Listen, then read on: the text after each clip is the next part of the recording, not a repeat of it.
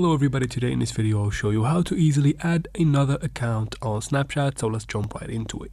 First go ahead and open Snapchat and then tap on your Bitmoji in the top left corner.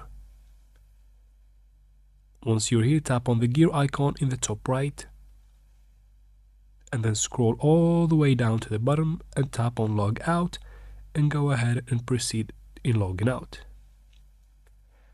And then from here, if you have two accounts already just like me, you can find them here together. Just swipe to the right to find the other one and swipe back to the first one. Now to add an account, if you already have a second one, tap on switch account and log in from the second account just like that. If you don't, go back and tap on sign up and create an account. If you want to see how it works, you can just tap on the account you want to log into. And just like that, if I want to switch, I go ahead and log out from this account. And I tap on the other one and I'll be logged in just like that. And that's how we do it, guys. I hope this video is helpful. Please like and comment down below. Don't forget to subscribe for future videos like this one, and thank you very much for watching.